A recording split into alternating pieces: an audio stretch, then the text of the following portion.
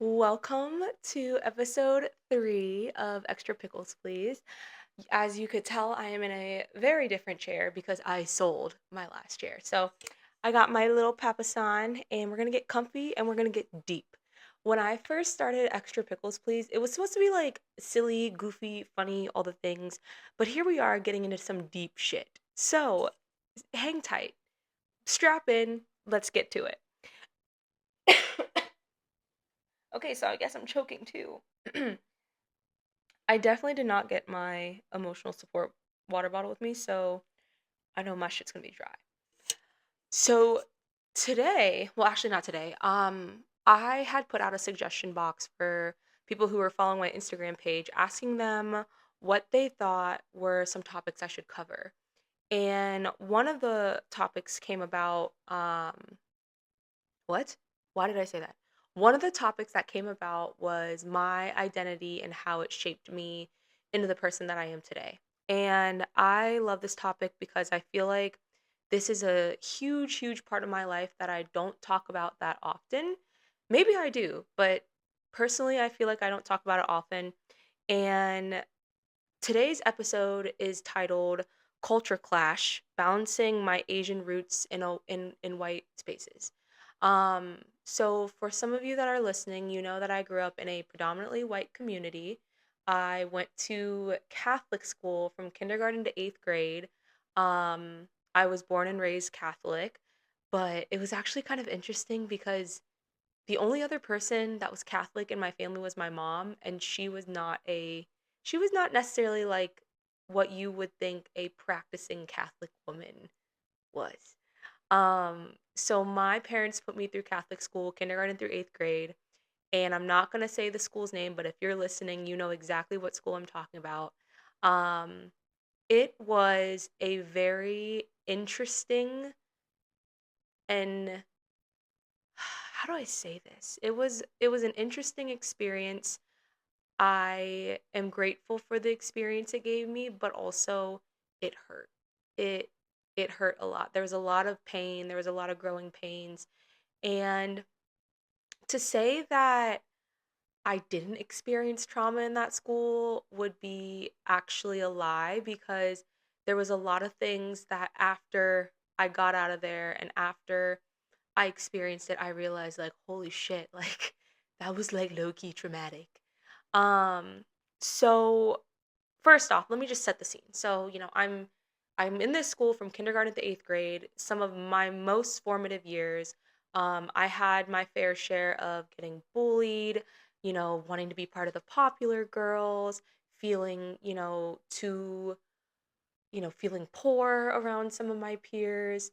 And I'm gonna get into this later, but like as I started to find my identity in high school, I started to realize that I was, too white for the Asian kids and too Asian for the white kids. And mind you, there wasn't a lot of Asian kids in my school, especially the Catholic school I grew up going to. I can probably count like 4 or 5 other Asian kids, but they like when I say Asian, like it wasn't like there was one girl I remember that was most definitely Asian, but she was like, "No, I'm not Asian. I'm Filipino." I was like, "All right, bet. Cool, whatever." So, you could only imagine that I felt very singled out and I felt alone in some points. I didn't know who the hell I was. I think that growing up, like, I was just taught to be nice to my peers, to be kind to my peers, to, just be respectful, right? And growing up in a predominantly white community, I think it was about fifth, sixth grade when I started to realize, like, oh, I'm different from the motherfuckers. Like, I'm so different from these people. Um, One of the biggest things I took pride in was my roots, where I came from, my Asian identity. Like, I took so much pride in that at such a young age. And then I started feeling shame in middle school because, like, I wasn't like the rest. One thing that I could recall was my mom and dad always talked about their escape story with me, and I always found it fascinating, so fascinating, even at a young age. So I believe it was in 4th or 5th grade, we had to interview our hero, and I picked my dad. whoa, why am I getting emotional right now? So I picked my dad because when I think of hero, I think of my dad. And I had to record an interview with him in regards to like why he was my hero and why I looked up to him the way that I did. And my dad is from Vietnam and he has an accent, but he speaks English fluently. And we were doing an interview and I just remember watching it with so much pride while I was presenting it to the class. I was watching it with so much pride. I was smiling, I was excited. And then there were these boys that were laughing and trying to mock my dad's accent. And that was kind of like the turning point for me when I was like, oh my God, I'm so different from these people. One of my um one of the most hurtful experiences I remember, but I don't remember being emotional per se, but I do remember feeling so different in the sense of, you know, I wasn't like the rest of the kids. I wasn't white. It was very clear to me I wasn't white. And also there were popular kids, there were the kids that came from the bad side of town, but it was predominantly white, it was predominantly rich, and I was very much not part of that population. Um, so some of the different kinds of bullying that I experienced growing up was being called names, make like really people just making it very evident that I didn't look like them and I didn't come from where they came from. One of the most hurtful experiences was when one of a boy in my class that I actually had a crush on. I'm pretty sure yeah, I think I had a crush on him. I really liked him and like we were texting and blah blah blah. And this was back when like the iPhone just came out, the first one, right? And I was the only kid at my school that had the iPhone. I remember like there were boys the grade above me that called me iPhone girl, and I took that as bullying, but now that I think of it, y'all motherfuckers were just jealous. You guys were just jealous that I had the iPhone and you had your little stupid envies or whatever. Anyways, they called me iPhone girl, and I remember there was a boy in that same exact group that called me China vagina. First off, what? I just remember hearing that and I was just stunned. There was no fight, there was no flight, there was just freeze. And I was like, "Whoa, that's crazy." So growing up, I was always taught like you don't bring negative energy. You don't bring any energy, negative attention to yourself. If somebody's bullying you, like just like say something back and then move on. But I'm an Aries. That's very much not what I do. So, what I did was I told my cousin. And this is a cousin that I'm so close with that I love dearly and like she was like she was like that girl. She was the one that I always went to. And I was like, some kids at school call me China vagina. And she's like, "What?" And I was like, "Yeah. Yeah." And that time of my life was somewhat of a blur, but all I do remember was feeling so different from everyone that I was never really depressed. I was never really anxious. I was just like a tryhard. I did everything to try to fit in with these kids. I cheered, I played lacrosse. I remember I even wore like a double padded bra one time because all the girls started developing breasts before I did. And I would like double up on bras because I was like, "Ugh, I'm trying to look like them." Um, yeah, so it was so when it came to, like, my identity, like, probably in middle school, I was starting to feel ashamed of it. I started to try to be white and, I had people calling me a Twinkie because I was yellow on the outside and white on the inside. And there was this one teacher that I will never forget, Mrs. Oxley. Mrs. Oxley was my 2nd grade teacher, and she passed away just a few years ago, but she always made me feel so special for being a child of refugees. She was always so intrigued by my parents' stories. She was always constantly asking me to bring in, silk from Laos and all these different things. And I got to give the shout outs to the teachers that celebrated me in that way because there were a lot of them, but I truly feel like when it came to the administrative side, when I was bringing it up to their I was bringing the attention up to them like, "Hey, I'm like low key getting not even low key. I'm getting bullied. Kids are calling me China vagina. Kids are like making fun of my dad's accent. People are just being straight out mean to me." And I just remember for weeks on end, I was literally sitting and eating my lunch in the principal's office just because I couldn't stand being around the other kids. I also remember writing a letter to the guidance counselor, and we were able to like write we were able to write like private notes to him, and it would go straight to his inbox. And I remembered saying like, I'm getting bullied and I am not feeling okay and I'm not feeling safe. And I remember him, Mr. Carr. He was great. He pulled me out of class one day, and every time he would pull kids out of class, I remember like I would sit there, I'm like, "Oh, that kid is bad. That kid's got issues. That kid's got problems." And I just remember he pulled me out of class to take me back to his office, and I was like, "I'm a bad kid. I'm a terrible kid. I'm a troubled kid. I'm a kid with problems." And I just remember how hurt I felt. I remember the people who I thought were my friends were also the same people calling me China vagina behind my back. Um, there was this one girl who called me Serino, which I hated so much because I was also dealing with body image issues, as every preteen does. I was chubby at some point, and I remember she called me Serino, and I don't know why she called me Serino, but in my head, I always felt as though she called me that because I was fat, because I was chubby, because I looked different. I think the thing that hurts me the most is China vagina, because in my head I was like, I'm not even Chinese. Like, y'all got me fucked up. I'm not even Chinese. Why are y'all calling me that for? And it just hurt. And it's still like it's like really burnt into my memory that it makes me terrified for what Dog, Bing Bing, come here. Come here. Bro, what? He's eating plants. How about you lay down? Anyways, back to what I was saying.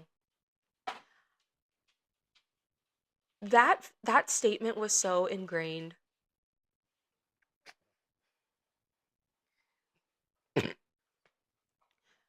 When those kids called me China vagina, I was like, huh? Like, I'm not even Chinese. Y'all got me fucked up. I'm not even Chinese.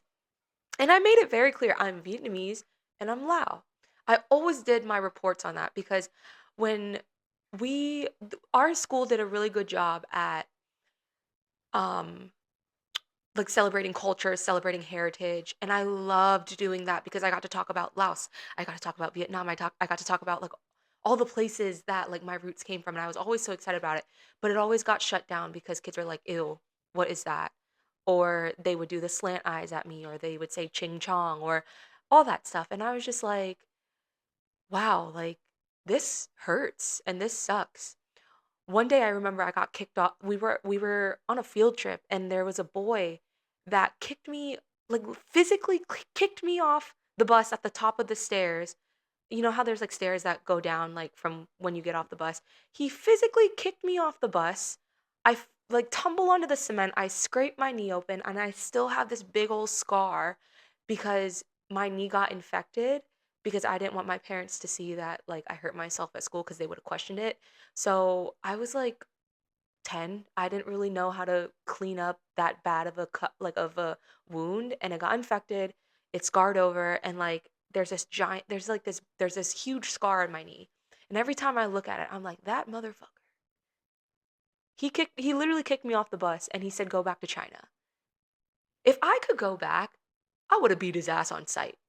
But quite honestly, like I grew up in a home, and I grew up in a very nonviolent home. I was never taught to fight or to use any type of like physical. I was just never like I was just not taught that way. That's just not who I was. But if I could go back to that time of my life, I would have cussed him out. I would have beat his ass. I would have done something.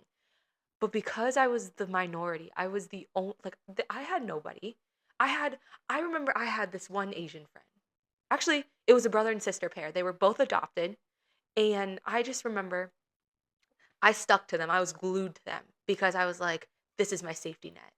I was great friends with them because the boy was in my grade. He played lacrosse. The girl was in my grade. He or she was the girl was the sister was a year above, and she was um a great friend to me. I believe she was from China and her brother was from Korea. And she kind of like took me under her wing and like we stuck together. But we stuck together and we were still getting bullied. So, as much as I want to say like there's a lot of people that got it worse than I did, um, to any degree, there's a lot of, experiences and stories that I hear that are way worse than mine, but it doesn't it doesn't make mine any better. It doesn't make my experiences any better or any lighter. Like it was heavy for me. So fast forward, you know, I go through middle school. I have the friends I do. I'm happy with them. I wanted to go to private Catholic school so fucking bad. Like I wanted to go to private Catholic school because that's where all the girls went. That's where all the cute boys went.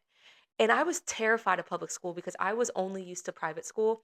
And side note, at our school, the lunches, chef's kiss. We had grandmas of really well-known Italian families in our city working in that damn kitchen, and they were cooking it up. They were cooking us up a feast. I'm talking about brunch for lunch, nacho bar every Friday, like French fry Fridays, spaghetti and meatballs. It was all like gourmet, handmade. I mean, I'd be heartbroken if I found out that shit was from GFS, but I'm not gonna believe that it was because I want to believe those grandmothers in the kitchen done cooked us up a meal. We stayed eating good at that school. That's the one thing I really loved about the school. Despite the bullying, I will say that I did have somewhat of a good experience because I made the friends that I did and I acclimated well. But then going to public high school, I was introduced to a very diverse community and it was kind of like a culture shock because I was like, holy shit, there's other Asian kids here. There's black kids, there's white kids, there's Hispanic kids. This is crazy. I've never experienced this in my life. And although the high school was predominantly white, there was still a little bit more diversity. Still not a lot of Asian kids. There was probably like 3 or 4 Asian kids in my class. Um and yet I still couldn't fit in anywhere. For the longest time, I could not fit in anywhere that I was starting to change myself. I started to, at one point, I thought I was black. Another point, I got really white. Another point, I was like hanging out with the Hispanic kids and I started like acclimating to like how they spoke. And it was identity crisis to a T. It was until I met a really good friend of mine who I still talk to this day that always, always, always reminded me to just be myself. Just be yourself. Just be yourself. Just be yourself. And I didn't know who myself was. I didn't know who I was. So, I feel like it's pretty normal and very developmentally appropriate to go through all these different phases. And I think I finally figured out who I was probably by senior year of high school because by this point, I was like I was involved in like loud dancing. I was hanging around my loud friends more. I was seeing them more. I was interacting with them more. And I got to shout out Tumblr for this. I had my little Tumblr phase freshman year of high school and I like I found community. I literally found community. I met so many Asian people. I met so many loud people from all over the world, all over the US. I met Vietnamese people. And then I started having another identity crisis of like I'm half Vietnamese, but I'm not Vietnamese enough. And that shit hurt cuz I was like I am trying my best here. So anyways, I joined Loud Dancing. I'm doing a really, I'm really enjoying my time with my friends and I'm just loving it. I date a Lao boy. It was great, yada yada. He breaks my heart. I can't get over it for a couple years and then whatever. And then I met another boy in high school that I started dating and I really really liked him and we had a really strong connection at the time. And it was just high school, like it was just high school. And then I dated a white boy for the first time and that was an experience of its own. And like dating in high school was such a crazy time because I feel like dating in high school back then is very different than dating in high school now. I don't know. I could be wrong, but it's been some time. Anyways, um I still kind of struggled with my identity in high school because I just I just felt like everywhere I went, like anytime I was with my Asian friends, they're like, "Bro, you're so whitewashed." Every time I was with my white friends, they're like, "Yo, you're so Asian." What the fuck does that even mean? First off, because like you're so Asian. There wasn't really anything crazy that I did that was like Asian, but I had kids calling me Jackie Tran. I had someone calling me Ching Chong Tran. And honestly, at this point in high school, I just embraced it because I'm like, yeah, I'm Asian. You idiot. Like, what do you like? Do I look any different? Um, so I definitely embraced it, and I feel shameful for saying this, but I almost enabled the racism because I wanted to fit in that bad. If I could go back to high school and hug my younger self and tell her like, "Bitch, you better stop that right now because that's not okay," I would, but I can't go back and change because I have changed that because I have no control of that.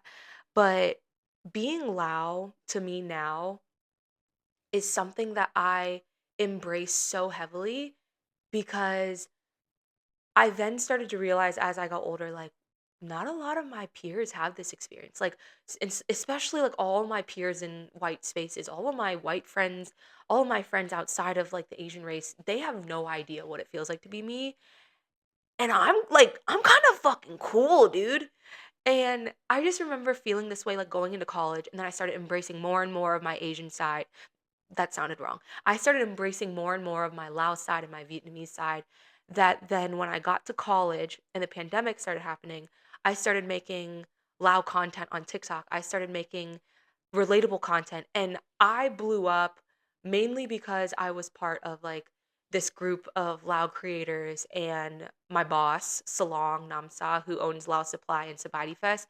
He was reposting my stuff. He was putting me on the map low key. And now I have all these amazing opportunities. I spoke at the White House.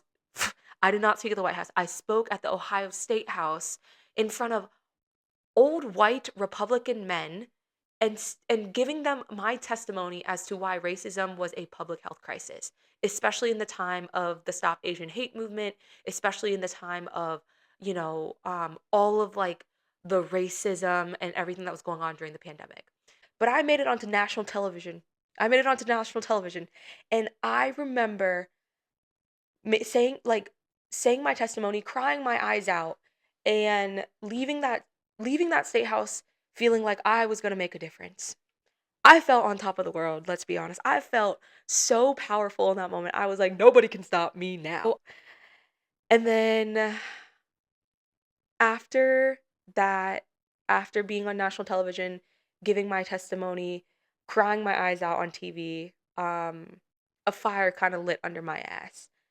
It was the fact that I'm really fucking cool. Literally, like, I truly think I'm one of the coolest people ever. Um, and I'm not even saying that in a big-headed way, or I'm not saying that in a way that, I'm like self-centered, but I just think my life is so cool, and I really embrace that about myself because as a kid, I didn't. As a kid, I was ashamed of it. As a kid, I was doing everything I possibly could to not be Asian. I remember I was looking at, going blonde, getting, colored contacts and making it blue. I would tell people like, "Oh yeah, like I'm part French." I would tell people like I'm part French. What the fuck? No, I'm not. I'm literally 50%. Actually, no. I'm half Lao, half Vietnamese, and I think there's a little sprinkle of Chinese in there. Um but I just remember I would do everything I possibly could to make myself a little bit more whiter. And now I look back and when I put myself in white spaces, I don't shut down and try to absorb and be like everyone else. I do everything I can to be different. I do everything I can to be me, right? And so if you are listening to this and you can relate, I really hope that you feel validated and you feel like you are not alone in this. A lot of folks would say like, "Oh, stop victimizing yourself, blah blah blah." How can I victimize myself when I was literally a victim? First off, because I was at the hands of kids at school that were calling me China vagina, physically hurting me and like got kicked off the fucking bus. Um, and so, like, I think overall those experiences definitely made me into who I am today because it's one of those things where it was never talked about. I remember at a young age, I don't remember talking about racism or discrimination or what that meant. Um, but I do remember feeling like I had to fight and keep it to myself because I was always taught, like, you don't bring negative attention to yourself. So, with that being said, I am so proud of the person that I am today. I am so, I just embrace my culture and where I come from and, the places where I come from. I embrace it so hard and I literally want to share it with the world.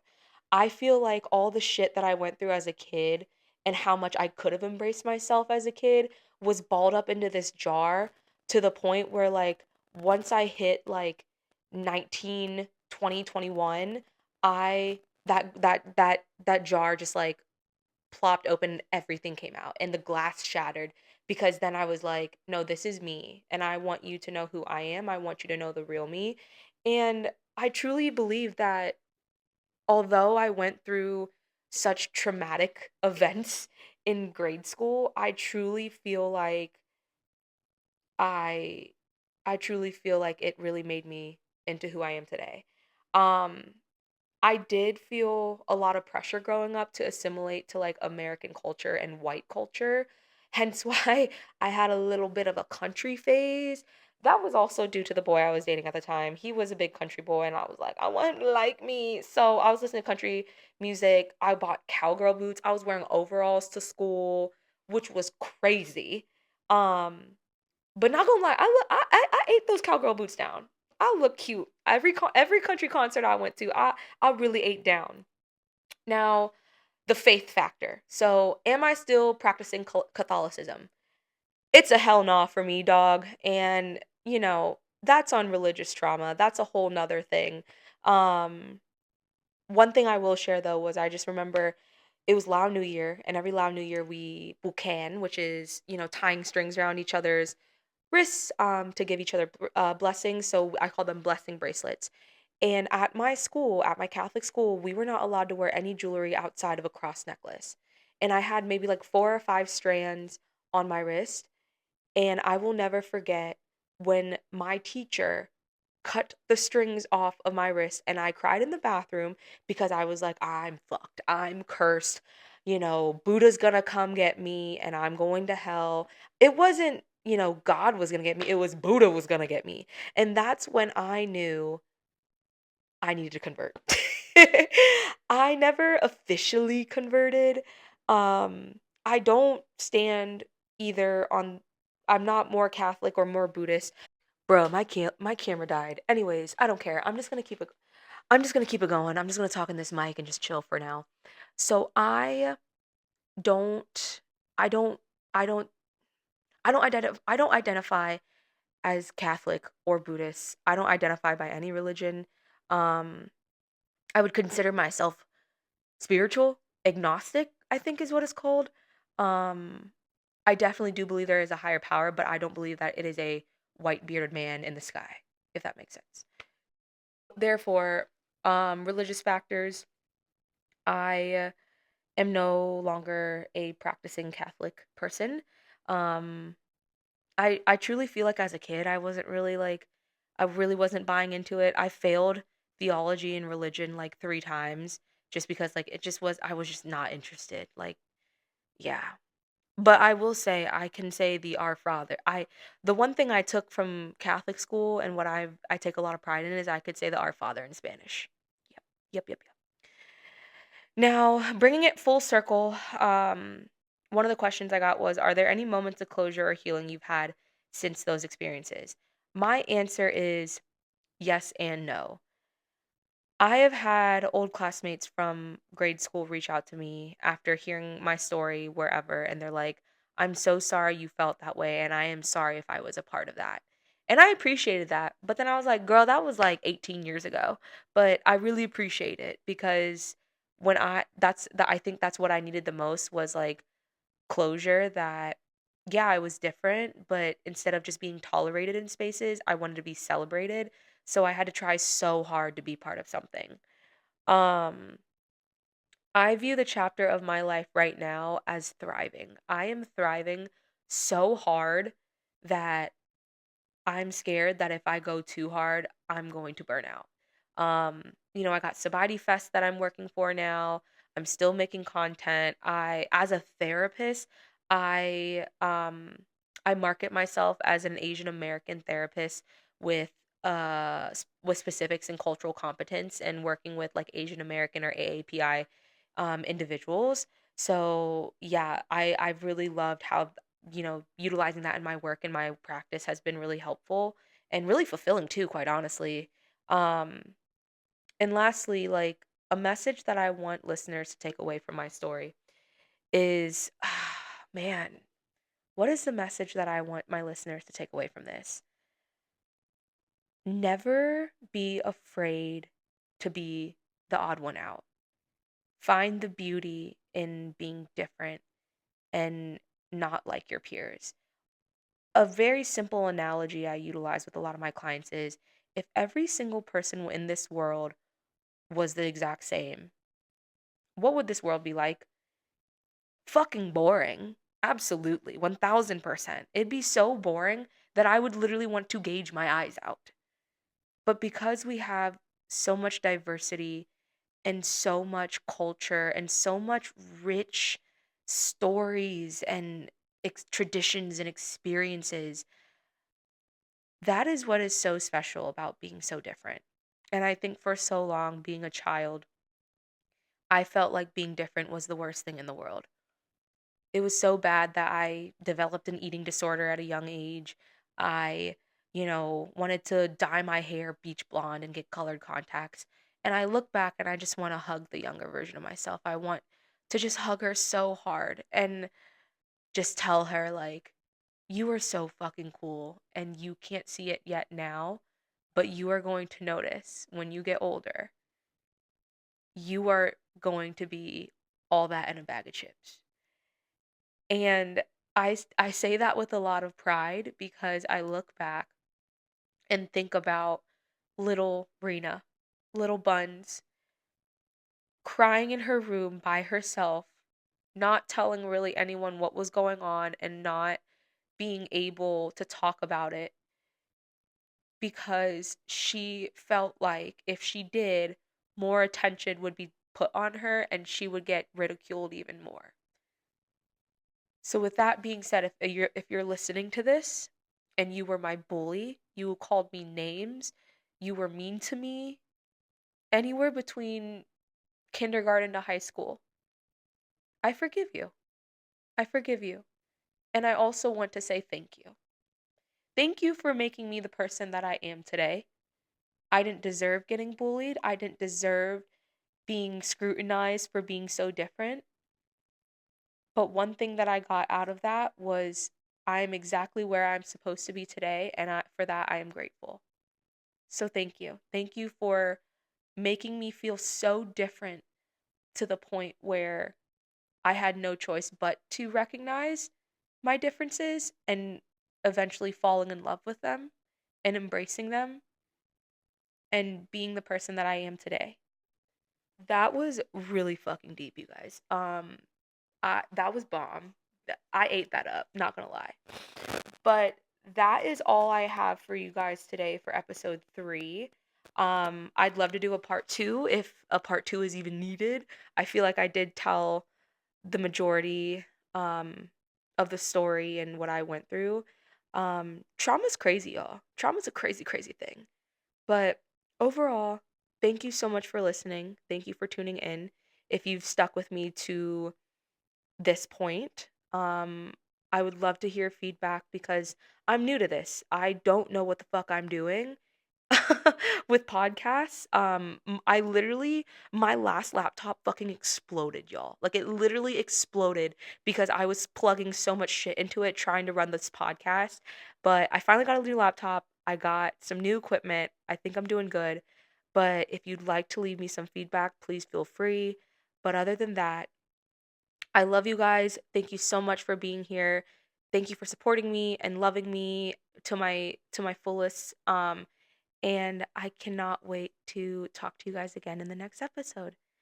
Hope you all have a wonderful day and always remember you're beautiful and I love ya. Bye.